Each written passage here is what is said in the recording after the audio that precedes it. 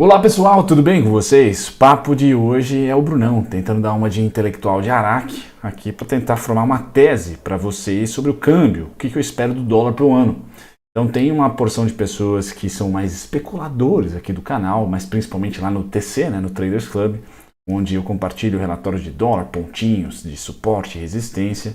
Talvez esse vídeo aqui seja interessante para vocês terem uma noção do que esperar para o ano, ou melhor, do que eu espero para o ano, e não do que esperar, porque eu posso estar redondamente enganado. Mas aqui para o canal, cada vez mais eu venho trazendo esse papo de, como que está a cabeça para um ativo específico de acordo com o momento econômico, não só do Brasil, mas também do mundo. E falar de dólar é falar dessa mescla entre Brasil, doméstico e mundo, tá? Ambientes ou itens macroeconômicos como preços de commodities são interessantes para apreciação ou depreciação do nosso real perante o câmbio, perante o dólar. E quando eu falo câmbio, é dólar, certo, pessoal? Então o papo do vídeo vai começar aí a trilhar primeiro, segundo, terceiro e quem sabe aí o quarto trimestre para vocês, o que eu espero do dólar, o que eu espero para o ciclo nosso de juros, tá? E o ciclo também de commodities. Então tem um pouquinho desses três principais itens aí, tá? Câmbio, juros e commodities, porque eu acho que faz todo sentido, né? Tentar acompanhar, tá? Bom, pessoal, quem é novato e novata no canal, seja bem-vindo ao Clube dos Dividendos. Isso que eu não sou um cara muito profissional, mas meu nome é Bruno Mazzoni, então para quem não me conhece, Bruno Mazzoni, bem-vindo ao canal. Temos vídeos todo santo dia, nos finais de semana são 6 vídeos, né? Na manhã, café da manhã, almoço e janta.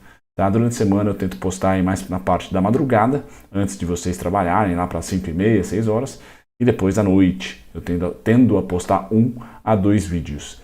Geralmente análise sobre empresas, mas também temos vídeos tutoriais, como esse, né, que eu espero que seja não tão tutorial assim, mas uma visão que foge do momento em que eu gravo e também que eu irei postar. Então vamos tentar falar de 2023. Bom, pessoal, tese do dólar. Vamos lá, primeiro tri. Vamos começar aqui do começo, como diria o filósofo, tá?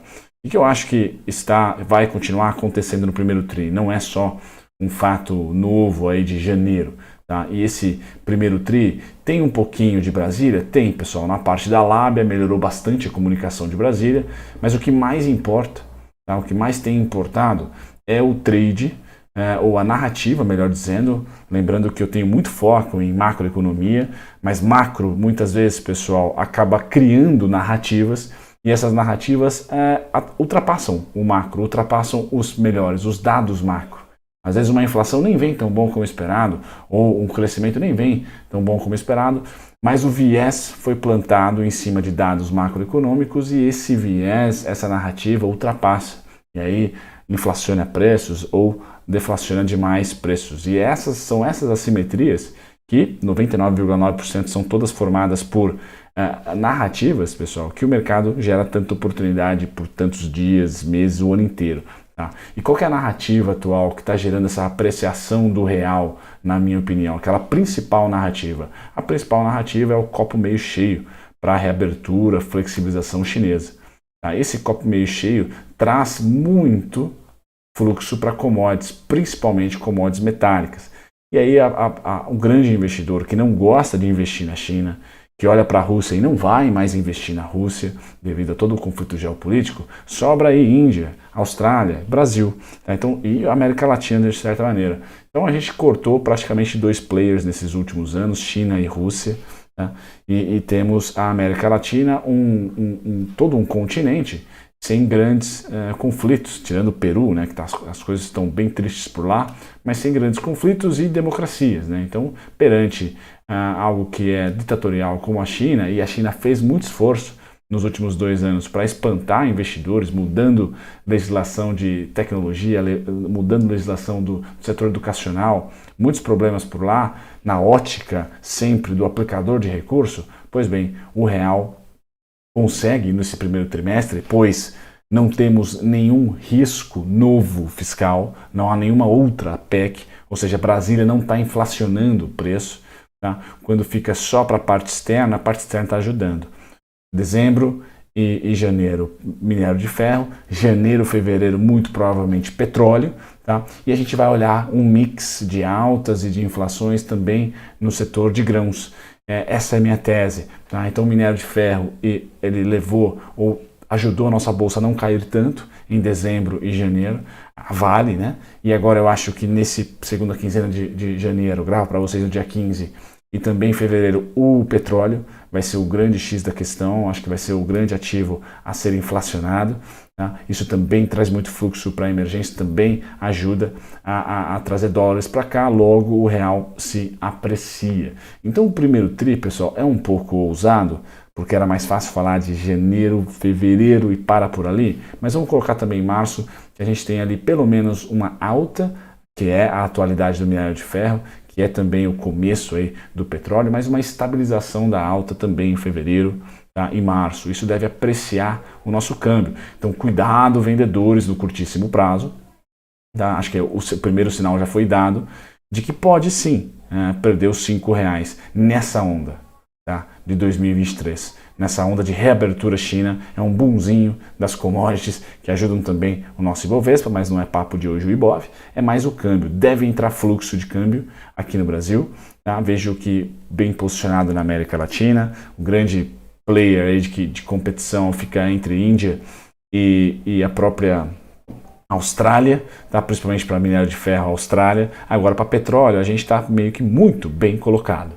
Tá? Com a saída da Rússia, a gente é um grande player de petróleo. Tá? Então eu vejo sim esse fluxo de dólares entrando no país, valorizando então o real. Tá? Vejo que o real vai sim ser um call aí para esse primeiro TRI. Tá? Eu estava mais para fevereiro, então vamos colocar aí março também, para tentar deixar para vocês um TRI de valorização e estabilização do real. Quem sabe abaixo dos 5, tá? Eu estou com essa tese que sim, o 5,10 é bem Haddad dependente, né? Quando eu vou para o gráfico do dólar, pessoal, me perdoem a falta de nitidez, ele funciona como um VIX, tá? Principalmente um VIX de Brasília. Brasília tem que fazer muito esforço positivo para rompermos os 5,10. Então, essa semana do dia 16 em diante de janeiro de 2023, pessoal, estaremos no suporte. Porém, eu tenho alvo sim para 4,96, 4,962,5. Legal? Esse é um primeiro alvo que, mesmo que Brasília fique neutra, tá? Que é um silêncio, seria uma dádiva nesse momento, teríamos ali um bom ainda fluxo de alta, porque, pessoal, o minério de ferro tende a estabilizar a alta e até continuar subindo um pouquinho até os 130, e o petróleo deve ser o grande player desse curtíssimo prazo. Para ajudar a trazer fluxo para cá. Se Brasília não atrapalhar, certo? Boas entrevistas. O Haddad já mostrou o primeiro pacotinho aí, quem sabe mais pacotes apareçam. O Bernard App aí colocando a reforma tributária em jogo. Acho que tem coisas sim que podem não só ser narrativas, mas fatos também, para trazer uma depreciação do dólar e uma apreciação do real. Aonde vai essa apreciação máxima, pessoal? 4,96 no curtíssimo prazo. Tá? E aí eu acho que vai ser Brasília dependente para a gente perder esses 4,96 e quem sabe sonharmos aí com os 4,82, tá? Para esse janeiro e fevereiro. Legal? Mas principalmente 4,962 com essa narrativa de que sim, a China está reabrindo, sim, vamos comprar um pouquinho de emergente, tá? O real muito depreciado aqui por problemas domésticos, tá? E agora ele deve pegar, em linha reta caímos, né, pessoal? Então isso aqui é um sinal claro de que, opa, entrou fluxo. Tá? Temos que respeitar esse fluxo agora, né? A resistência para a semana ficou em 5,183, tá? 5,18, e aí esse 5,18 deve funcionar com uma boa resistência, com alvo aí em os 5,110, o clássico, tá? 5,11, 5,10, que é essa região, 50,82, 50,80,5, e aí 4,962,5. São os pontos do dolinha. Tá, que eu tenho essa expectativa então mais positiva para o real. Sim, trade positivo para o real nesse curtíssimo prazo. Voltando aqui para nossa tese, para minha tese, né, pessoal? Posso estar redondamente enganado, sempre falo para vocês. O próximo passo é o segundo TRI. Tá? O segundo TRI a gente vai passar de alta das commodities, né, na análise técnica, então as commodities aqui recuperando um pouquinho da baixa, então a recuperação aqui, deixa eu pôr em preto para vocês, uma recuperação da queda. Tá? E a gente tende a ter no segundo TRI a estabilização, tá? Não a reversão para para baixa, ou a continuidade da baixa de 2021 para minério de ferro, 2022 também minério de ferro, tá? E 2022 o próprio petróleo, mas uma estabilização. Então a gente deve passar em abril, maio e quiçá junho lateralizando em um bom momento, mais alto do que em janeiro, mais alto do que em fevereiro, o que deve trazer agora para o dólar uma estabilização, nem uma valorização, nem uma depreciação. Então a gente deve estabilizar, quem sabe sonhamos aí com 4,80, 4,60, tá? Se vier Brasília junto, positiva, tá? Brasília cortando gastos, Brasília aprovando reformas, pessoal, o dólar para mim tem o alvo máximo em 4,26. Tá? Mas precisa de Brasília. E aqui eu não vou colocar o meu cenário base como Brasília sendo positivo. Só com o externo eu vejo que o dólar, então, no segundo TRI, estabiliza a queda. Tá? Vamos ver aqui preços, 4,96 ali é um primeiro, mas quem sabe a gente não invade aí o 4,82, também falado para vocês, né? Se não me engano, 4,82, deixa eu só olhar aqui, 4,82 é isso, 4,826. Tá? Então seriam ali bons pontos interessantes para a gente ter essa estabilização já no começo do segundo TRI, devido à estabilização das commodities e o enfraquecimento da economia americana, trazendo menos consumo, e muito provavelmente, pessoal, a China deve frustrar um pouco, tá, essa narrativa atual de que vai crescer pra caramba. Ela deve crescer, mas não muito. Então a gente deve entrar num 2013, 2012, 2014, de China crescendo os seus 5%, 6%, o clássico ali, tá, que não serve para trazer o boom de commodities da década de 2000, que ela crescia 2 dígitos. Então vai ser só um momento de deixar aquecido as commodities, porque China, sim, ela está em um momento de expansão fiscal, tá, e de baixa inflação. Então estamos no segundo TRI, onde os Estados Unidos começa a ter dados mais fracos, China mais fortes, e aí mantém o mundo ocidental crescendo pouco com uma inflação ainda alta, o asiático crescendo e os emergentes aquecidos, porque o asiático é o grande consumidor. Então mantém ali as commodities aquecidas. Então é um bom momento também. Não é tão bom quanto esse primeiro TRI está sendo, mas é um bom momento aqui no segundo TRI para emergentes. Tá? E o terceiro e quarto, pessoal, é a harmonia entre Brasília e commodities. Então a gente vai depender dos preços da commodities aqui para calibrar, né, as próximas políticas que já vão começar a ser discutidas, né, orçamento, etc., para o ano de 2024. Tá? A gente vai ter que ver como é que está a cabeça dos políticos. Brasília engloba aí tanto os 3 poderes, né, mas principalmente o Congresso e o Executivo, o Palácio do Planalto, como é que vai estar ali a cabeça desses caras para 2024, né, olhando provavelmente para um Estados Unidos desacelerando, uma China já com estabilização de crescimento, não mais crescendo, né, e as commodities provavelmente já laterais. Não vejo queda para as commodities já no terceiro TRI, eu vejo uma lateralização, como eu falei, né, no gráfico, para quem gosta. Elas caíram em 2022, tá? E agora elas devem ter uma recuperação e manter. Então essa recuperação é o primeiro TRI, né? Que é um momento bom. Esse momento é um momento bacana, tá? Que a gente está vivendo agora, por isso da apreciação do real na minha tese. Agora o segundo momento, esse ano já, lateralização das commodities e um bom patamar. Tá? E um bom patamar. E aí sim, a gente vai precisar aqui ouvir de arcabouço fiscal, o novo arcabouço fiscal. O Haddad deu um semestre para apresentar. Nós vamos precisar ouvir também da reforma tributária, vamos precisar ouvir das medidas que ele já tomou de corte de gasto, etc.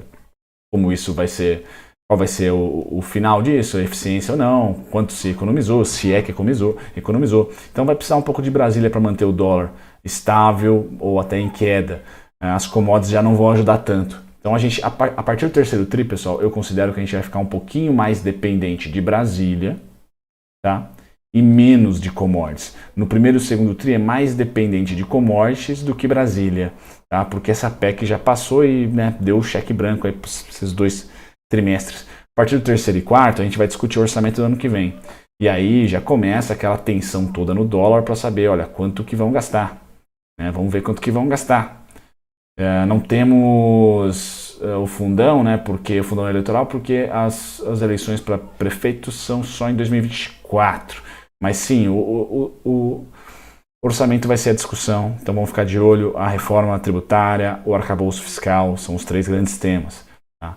Bom, e aí eu coloco bem grande, né? O tema volta a ser fiscal versus monetário. Como é que vai estar o nosso crescimento versus inflação versus política monetária aqui? Aqui, pessoal, terceiro TRI, se a harmonia existir minimamente entre o fiscal e o monetário, entre Haddad e Roberto Campos, muito provavelmente o Robertão vai começar o seu corte de juros. Tá? No terceiro trimestre, terceiro para o quarto.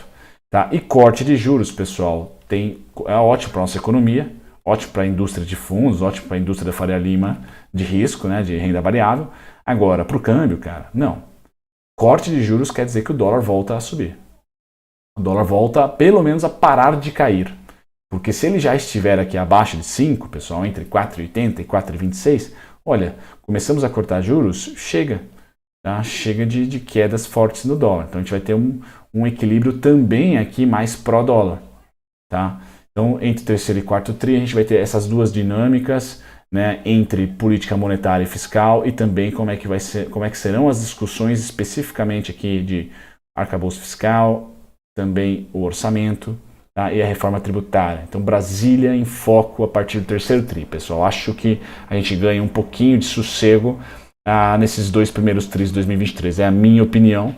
A partir do terceiro tri, sim. Vamos falar de novo, né, sobre fiscal, sobre monetário, como é que o Roberto Campos vai estar nas suas atas, vai cortar juros ou não, será que a inflação vai ter abaixado ou essa PEC da transição inflacionou tudo, tá? Como é que vai estar o crescimento, criação de emprego, várias coisas aqui, pessoal, tá? Várias coisas mais focadas em Brasília, em doméstico, menos commodities, menos China e Estados Unidos, mais Brasil aqui. Nesse primeiro tri a gente vai ficar de olho com a fraqueza econômica, o trade do ouro, a fraqueza econômica do Ocidente. O ouro sobe, por isso que a tese do ouro pode ser anual, pode ser o ano inteiro ouro. Tá? E depois aqui no segundo tri a gente vai estar olhando um pouquinho para esse fiscal e monetário do Brasil, porque a China deve entregar esse crescimento e deve manter as commodities nos dando um bom câmbio, uma apreciação. Por que apreciação, pessoal? Porque commodities em alta quer dizer que a arrecadação vai ser maior, nossa balança comercial vai ser mais doce. A arrecadação maior, a gente, entre aspas, pode gastar um pouquinho mais ou o que gastou não vai ter um impacto tão grande na dívida. Tá? Terceiro e quarto tri, volta do dólar. Por quê, pessoal? Porque a gente tende a ter corte de juros. Tá? Tende a ter corte de juros e principalmente tende a ter Brasília como foco principal e não mais commodities. Beleza, pessoal? Finalizo aqui essa tese, tá? Coloco para vocês aqui um último gráfico que pode gerar um pouquinho de interesse para quem trada fora, né? Que é o DXY, né? Ele rima, pessoal. Ele também é um ativo mais tranquilo de se enxergar ciclos. E quem gosta de ciclos, Brunão, eu tendo a acreditar que o DXY aqui para de cair nos 99, nos 101, 103, 105. Estamos lá nesse momento. Tá? O DXY que sempre que rompeu um pivô, tá? Fez de suporte, então agora eu vou colocar também o pivô atual como suporte. E se você gosta de teses macro, quer aprender sobre DXY, curva de juros, etc., Brunão fez aqui um treinamento, tá? no mesmo molde aí dos vídeos do YouTube, pessoal, mas esse treinamento aqui tem bastante coisa para vocês, tá? E agora está incluído aqui também conteúdos de contabilidade, mais conteúdos de análise técnica, evaluation. Tá faltando só opções e fundamentos aqui para ele ficar completo. Essas atualizações devem vir nos próximos meses e quiçá anos. Tá? Então esse curso sempre vai ter atualização gratuita para vocês que já compraram. Tá? Ele começou com um valor de 237, foi para 337, agora o valor final deste ano aqui, né? 497. Certo? Então para valorizar quem já comprou, subiu a ação aí e deve ficar agora, mas temos sim novas atualizações para vocês, pessoal. Inclusive, semana que vem eu devo atualizar o alumínio, que não é uma tese que eu tenho, e nós temos agora a CBAV, né? CBA, Companhia Brasileira de Alumínio, então vale a pena vocês ficarem atentos, os alunos e alunas, porque vai ter o estudo da CBAV também e do alumínio. Beleza, pessoal? É isso, um grande abraço, até o próximo vídeo. Tchau, tchau.